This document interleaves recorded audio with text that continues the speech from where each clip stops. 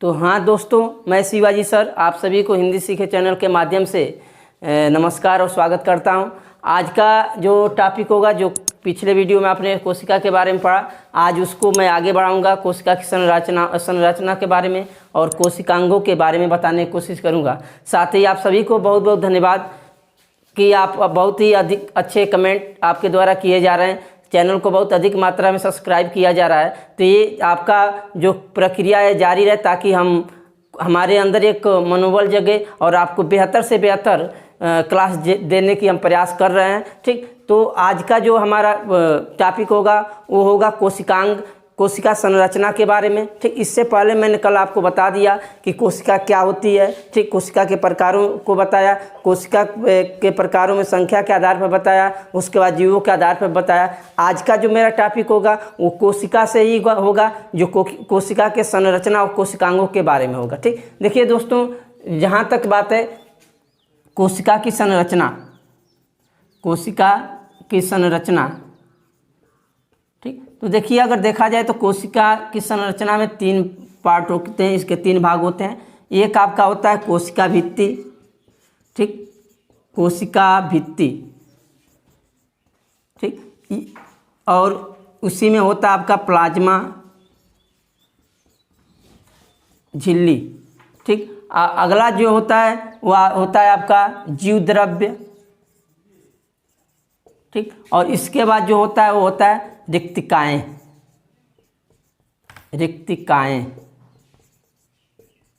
ठीक, तो ये आपके मतलब कोशिका के भाग होते हैं। ठीक, देखिए दोस्तों, ये कोशिका भित्ति जो होती है इसके बारे में थोड़ा बहुत मैं बताना चाहूँगा कि कोशिका भित्ति देखिए कैसा कोशिका का वो भित्ति होता है जो केवल पादप कोशिका में पाया जाता है, जंतु कोशिका में नहीं पाया जाता है। ये बेहद इंपॉर्टेंट क्वेश्चन बनता है। तो ये केवल किस में पाया जाता है? पादप कोशिका में। क्वेश्चन बनता है कि कोशिका भित्ति पाई जाती है तो किस में पाई जाती है? तो पादप कोशिका में। ठीक, और देखिए प्लाज्मा जो झिल्ली है ये बहुत इंपॉर्टेंट, जो भी चीज़ें मैं मेरे द्वारा बताया जाएगा या पढ़ाया जाएगा, बेहद मैं परीक्षा के दृष्टिकोण से जो भी चीज़ें पढ़ाए जाते हैं बिल्कुल वही जो परीक्षा में आने के चांस होते हैं, जो आगामी परीक्षाओं में आएंगे या इससे पहले पूछे हुए जो चीज़ें उनके ही बारे में पढ़ाने की कोशिश करता हूं। ठीक, तो यानी कोशिका भित्ति जो केवल पादप कोशिका में पाई जाती है, प्लाज्मा झिल्ली जो है वो पादप और जंतु कोशिका दोनों में पाई जाती है।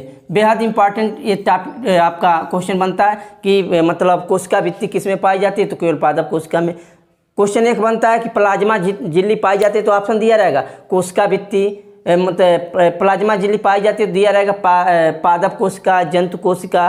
ठीक, न तो पादप कोशिका न तो जंतु कोशिका। एक और ऑप्शन दिया रहेगा कि पादप कोशिका और जंतु कोशिका दोनों में। तो यही सही होगा, यानी जो प्लाज्मा झिल्ली है पादप कोशिका और जंतु कोशिका दोनों में पाई जाती है। ठीक, तो ये कोशिका भित्ति होता है। ठीक, एक चीज़ बहुत महत्वपूर्ण चीज़ और बताना चाहता हूँ कि कोशिका भित्ति जो बनी होती है वो किसकी बनी होती है? तो इसके जो कोशिका भित्ति जो बनी होती है कोशिकांग, यानी कोशिकांग का मतलब ये होता है कि कोशिका के अंग। ठीक, जिसमें पहला आपका माइटोकॉन्ड्रिया है।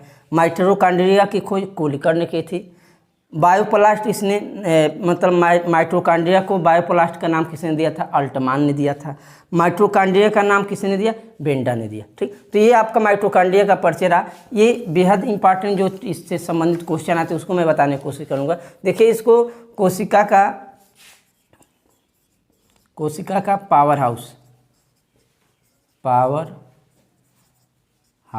यानी कोशिका का पावर हाउस कहा जाता है। ठीक, क्यों कहा जाता है? क्योंकि इसमें जो एटीपी का निर्माण इसी आपके कोशिका में माइटोकॉन्ड्रिया में होता है। ठीक, जिससे अपार मात्रा में ऊर्जा मिलती है, इसलिए इसको कोशिका का पावर हाउस कहते हैं। ठीक, आगे इसको बायोप्लास्ट भी कहा जाता है। ठीक, तो अब आप पीछे हमने बताया। ठीक, इसके बाद जो अगला है आपका वो है गाल्जिका।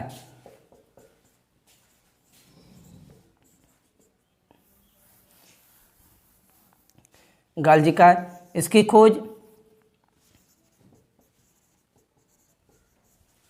कैमिलो गाल्जी ने की थी। ठीक, यह आपके कोशिका मतलब यह सबसे बड़ा कोशिकांग। क्वेश्चन बन सकता है कि सबसे बड़ा कोशिकांग है। ठीक, उसके बाद इसको ट्रैफिक पुलिस कहा जाता है, ट्रैफिक पुलिस कहा जाता है। ठीक, यह आपका जंतु कोशिका में पाई जाती है। ठीक, और पादप कोशिका में पाई जाती है तो उसको अलग नाम दिया जाता है, उसको नाम दिया जाता है डिक्टियोसोम।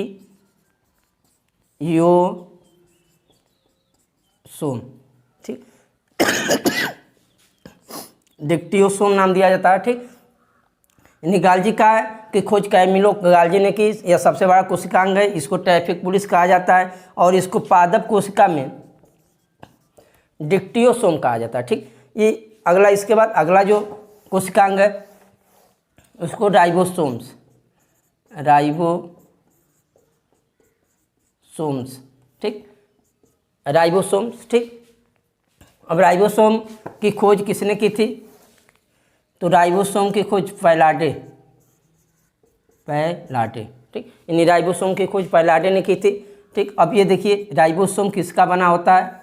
तो राइबोसोम्स जो राइबोन्यूक्लिक एसिड, राइबोन्यूक्लिक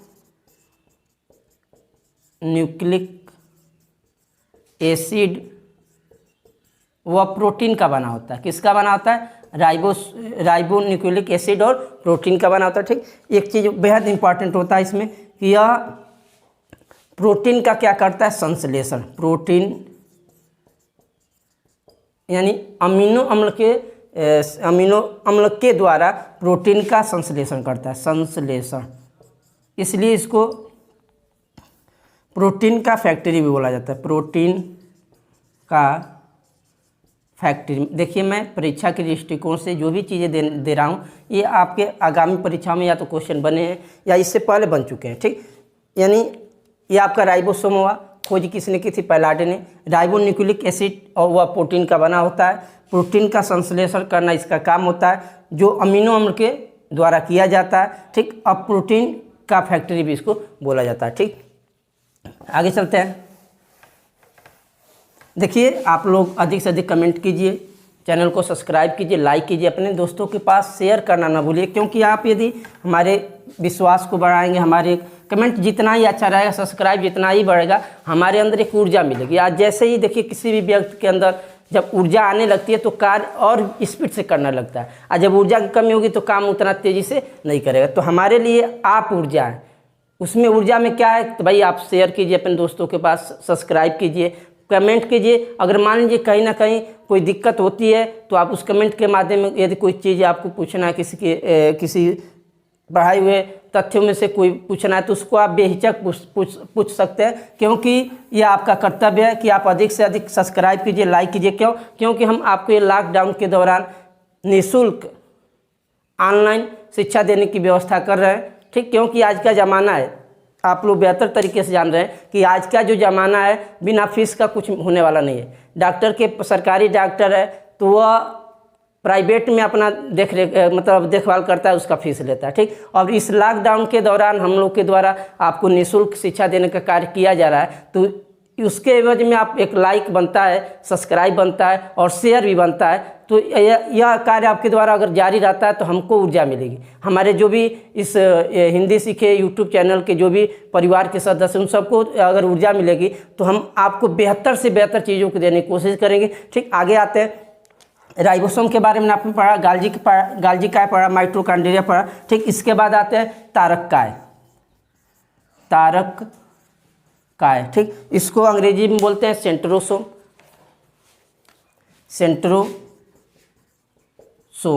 ठीक, ये बेहतर क्वेश्चन क्या बनता है? देखिए सेंट्रोसोम में 2 इसके अणु होते हैं जिसको सेंट्रियोल बोला जाता है, सेंट्रियोल। देखिए परीक्षा के दृष्टिकोण से क्वेश्चन नहीं बनता कि मतलब कौन ऐसा कोशिकांग है जो पादप कोशिका और जंतु कोशिका को अलग करता है, पादप कोशिका और जंतु कोशिका को अलग करता है। ठीक, तो ये सब चीज़ें क्वेश्चन बनते हैं, इसको ध्यान दीजिएगा। ठीक, यानी तारक काय रहा। ठीक,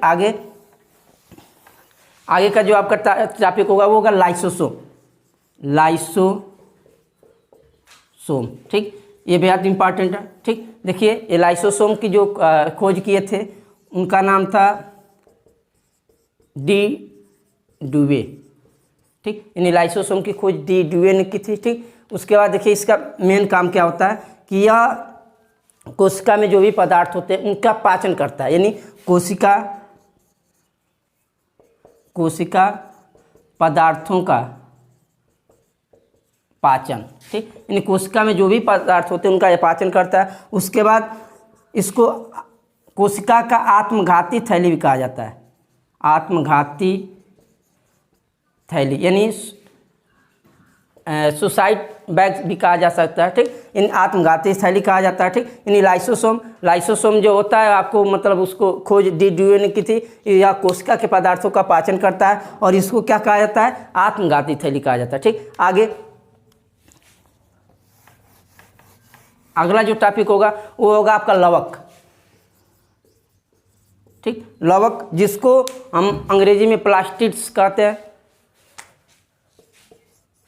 प्लास्टिड्स, ठीक। देखिए बेहतर ये क्वेश्चन जो बनते हैं मैं बताना चाहूँगा, आपको याद दिलाना चाहूँगा कि लवक केवल पादप कोशिका में पाए जाते हैं। किस में पाए जाते हैं, पादप कोशिका में, जंतु कोशिका में नहीं पाए जाते। ये बेहतर क्वेश्चन, ये सब क्वेश्चन बनते हैं जिसको अंग्रेजी में हम क्या बोलते हैं, प्लास्टिड्स, ठीक। देखिए लवक 3 प्रकार के होते हैं। लवक कितने प्रकार के होते हैं, 3 प्रकार के, ठीक। एक को बोला जाता है हरित लवक, ठीक। एक होता है वर्णिक लवक, ठीक। एक होता है अवर्णिक लवक, ठीक। देखिए अंग्रेजी में इसको बोलते हैं क्लोरोप्लास्ट, क्लोरोप्लास्ट, ठीक। इसको बोलते हैं क्रोमोप्लास्ट, ठीक। इसको बोलते हैं ल्यूकोप्लास्ट,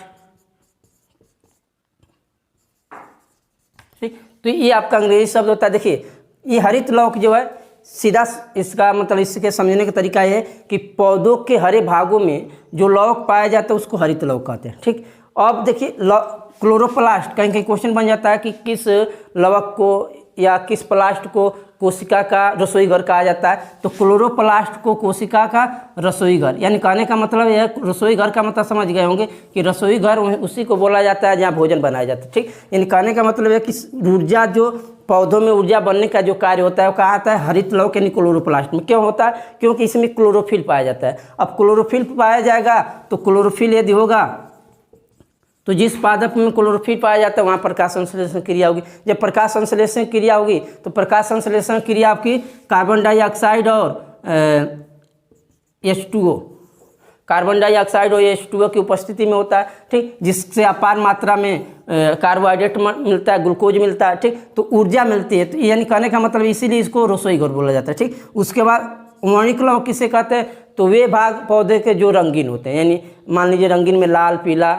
नारंगी, बैगनी जो भी होता है, ठीक। उसको आपको वर्णिक लवक। अवर्णिक लवक यानी ल्यूकोप्लास्ट उसे कहा जाता है कि ऐसे भाग जो रंगहीन मतलब रंगीन नहीं होते, ना हरा होते, यानी रंगहीन होते हैं। सीधा कॉन्सेप्ट ले सकते हैं कि रंगहीन होते हैं, ठीक। जो सूर्य के प्रकाश से वंचित होते हैं, जो मान लीजिए धरातल में पाए जाते हैं, उसी को हम अवर्णिक लवक कहते हैं, ठीक। तो लवक रहा जो किस में पाया जाता है, तो केवल पादप में पाया जाता है, जंतु में नहीं पाया जाता, ठीक। तो ये आपके मतलब कोशिका के कुछ कोशिकांग हैं, ठीक। आगे थोड़ा बहुत हम बताना चाहेंगे केंद्रक के बारे में, ठीक। देखिए ये आज बायो का मेरा लगभग कोशिका से संबंधित जो भी चीज़ें मैं बताने की कोशिश कर रहा हूँ, ठीक।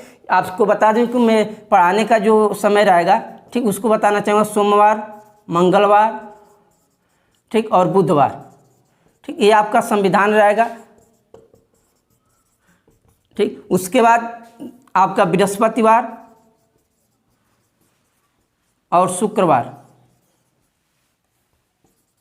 ये आपका यूपी स्पेशल रहेगा, ठीक। उसके बाद शनि और रवि ये आपका बायो रहेगा, ठीक। तो ये हमारा मतलब इसी सीक्वेंस से मैं पढ़ाने की कोशिश करूँगा और आप डे बाय डे हमारी वीडियो को देख सकते हैं, ठीक। तो इस सीक्वेंस में मैं पढ़ाने का काम करूँगा। सोमवार, मंगलवार, बुधवार को संविधान रहेगा, बृहस्पतिवार, शुक्रवार को यूपी स्पेशल रहेगा और शनिवार, रविवार को बायो पढ़ाया जाएगा, ठीक। तो इसी आगे में मैं बताना चाहूँगा केंद्रक, यानी कोशिका में एक केंद्रक भी होता है, ठीक। केंद्रक जिसको न्यूक्लियस बोला जाता है, ठीक, न्यूक्लियस, ठीक। अब देखिए केंद्रक क्या होता है। केंद्रक एक तरह से अगर देखा जाए सीधा समझ लीजिएगा जैसे आपके शरीर में आपका जो ब्रेन काम, जितना काम ब्रेन करता है, ठीक, उसी तरह यह केंद्रक भी कोशिका में उतना ही काम करता है। यानी इसको कहा जा सकता है कोशिका का दिमाग, ठीक, इसको कोशिका का दिमाग कहा जाता है। ठीक, और कोशिका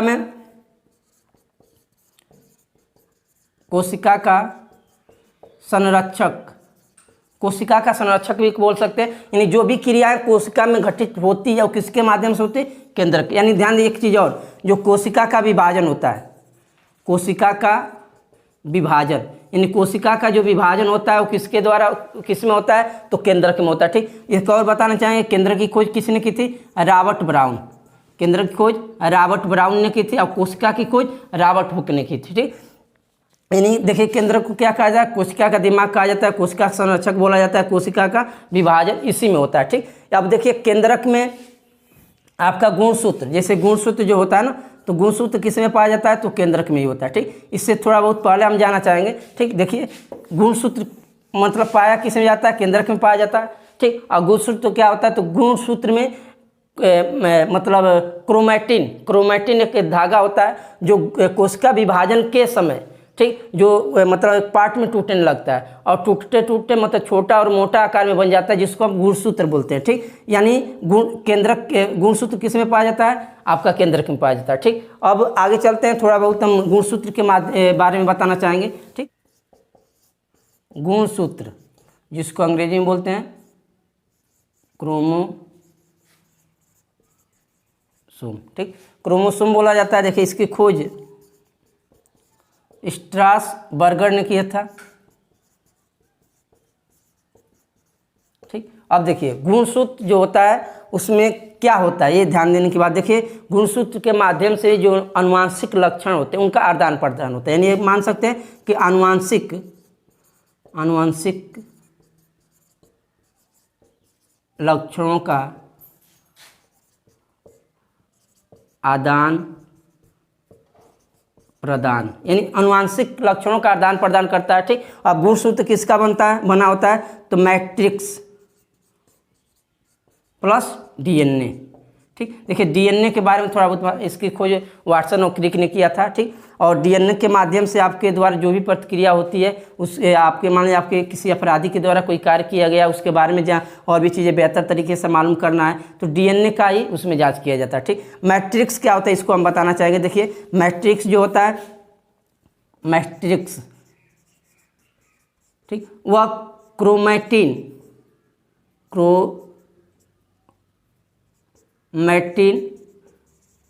धागे और प्रोटीन का बना होता है। ठीक, देखिए क्रोमैटिन धागे क्या होता है? देखिए कहने का मतलब यह है कि क्रोमैटिन जो धागा होता है ये केंद्रक में पाया जाता है। ठीक, आप केंद्रक में पाया जाता है। अब जैसे ही कोशिका विभाजन होती है तो ये क्रोमैटिन धागा क्या होता है? छोटे छोटे टुकड़े में और मोटे होने लगता है और उसी प्रक्रिया को हम बोलते हैं क्या? गुणसूत्र। ठीक, अब देखिए और इसमें जो प्रोटीन होता है उसमें आपका हिस्टोन नामक प्रोटीन पाया जाता है। ठीक, तो ऐसे मतलब गुणसूत्र का निर्माण ऐसे होता है। ठीक, ये गुणसूत्र आप जैसे मानव में गुणसूत्रों की संख्या कितनी होती है? 46। ठीक, तो इसी को हम क्या बोलते हैं? गुणसूत्र जो 23 जोड़ी होता है। ठीक, अब देखिए एक चीज़ और बताना चाहिए, कोशिका विभाजन तीन प्रकार के होते हैं। एक होता है समसूत्री विभाजन, एक होता है असमसूत्री विभाजन, और एक होता है अर्ध समसूत्री विभाजन। ठीक, तो ये तीन प्रकार की कोशिका विभाजन होती है। देखिए समसूत्री विभाजन क्या होता है? जैसे मान लीजिए आपके शरीर में जो भी डेवलप होते हैं, जो भी विकास होता है, ठीक, वह जो भी विकास होता है वो सब किसके माध्यम से होता है? समसूत्री के माध्यम से होता है। ठीक, समसूत्री यानी जो भी डेवलप होता है आपके शरीर में समसूत्री के माध्यम से। जैसे क्वेश्चन एक बनता है कि कैंसर होता है, ठीक, जब आपको कैंसर होता है तो उसमें कौन सी विभाजन होती है? समसूत्री विभाजन होता है। ठीक, तो ये हमारा मतलब कुछ इंपॉर्टेंट टॉपिक रहा आज। ठीक, मैं आपसे पुनः निवेदन करना चाहूँगा, ठीक, कि आप अधिक से अधिक चैनल को सब्सक्राइब कीजिए, लाइक कीजिए और अपने दोस्तों के पास शेयर करना ना भूलिए, क्योंकि यह एक प्रकार की ऊर्जा है। अगर ये ऊर्जा हम लोग को मिलेगी तो हम अच्छे से अच्छे टॉपिक को आपके पास लेकर आएंगे। ठीक, इसी के साथ धन्यवाद, नमस्कार।